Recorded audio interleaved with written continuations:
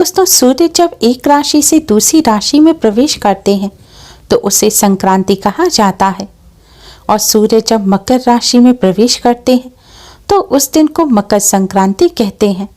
मकर संक्रांति के दिन ही सूर्य दक्षिणायन से उत्तरायण हो जाते हैं। उत्तरायण को देवताओं का दिन कहा जाता है। इस दिन सभी देवता धरती पर अवतरित होते हैं। इस दिन अंधकार का नाश व प्रकाश का आगमन होता है। इस दिन पुण्य, दान, जप तथा धार्मिक अनुष्ठानों का अनन्य महत्व होता है। इस दिन गंगा स्नान व सूर्य उपासना के पश्चात गुड़, चावल और तिल का दान करना श्रेष्ठ माना जाता है। मकर संक्रांति का पर्व सूर्य देव को समर्पित होता है। इस दिन सूर्य देव का विशेष रूप से पूजन किया जाता है। आज के दिन सूर्य देव का पूजन करने से कष्टों से छुटकारा मिलता है।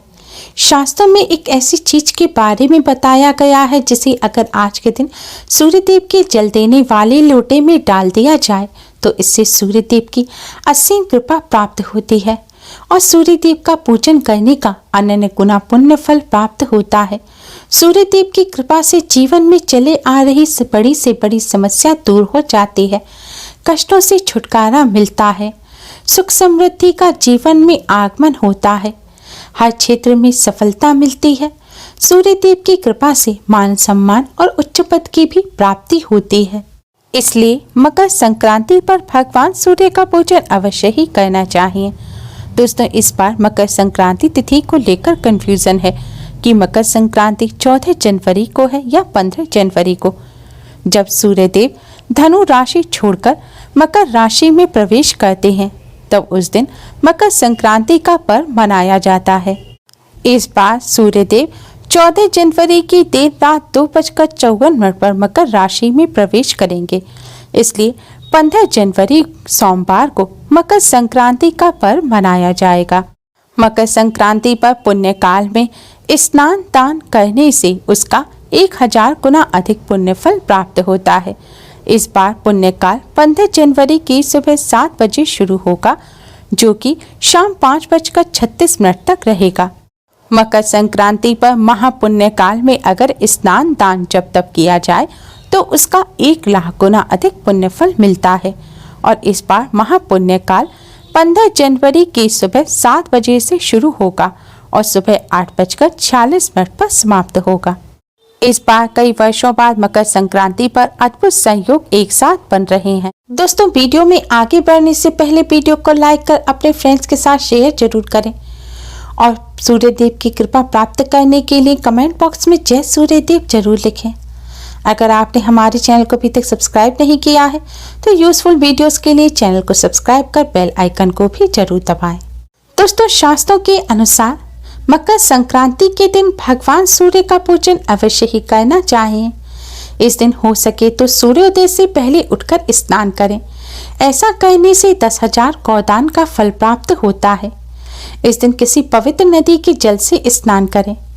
अगर ना कर सकें तो अपने घर पर ही स्नान के जल में किसी पवित्र नदी का जल मिलाकर उससे स्नान करें।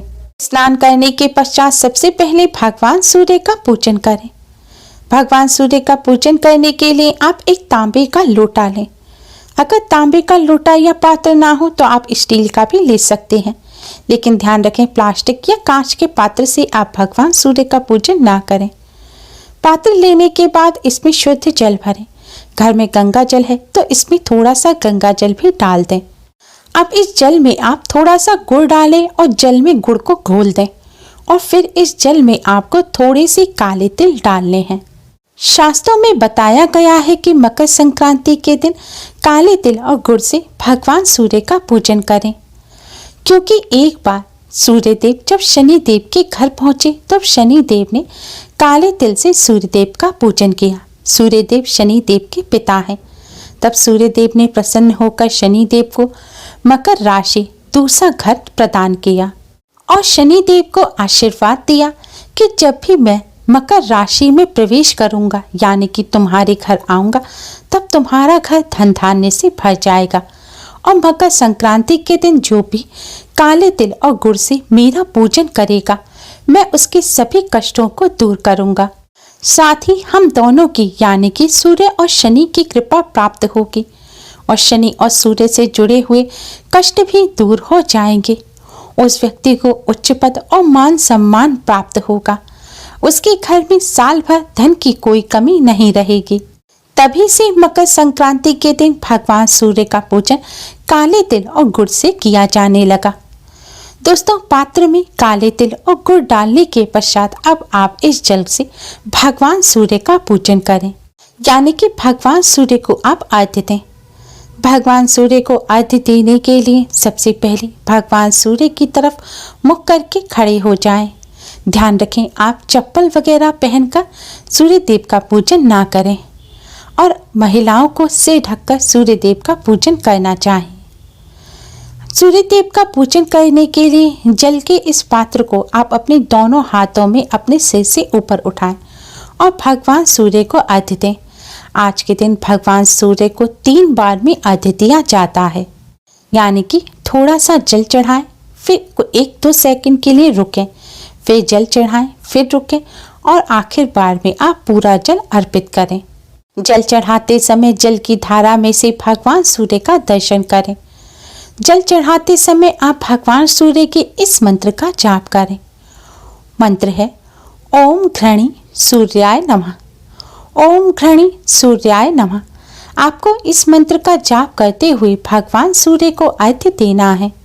जल चढ़ाने के पश्चात जल के पात्र में जो तिल लगे रह जाएं, उसे आप जल के स्थान पर ही डाल दें और फिर इसी मंत्र का मन ही मन जाप करते हुए आप 7 बार क्लॉकवाइज घूमकर भगवान सूर्य की परिक्रमा करें। आपको अपने स्थान पर ही खड़े होकर 7 बार क्लॉकवाइज घूमना है।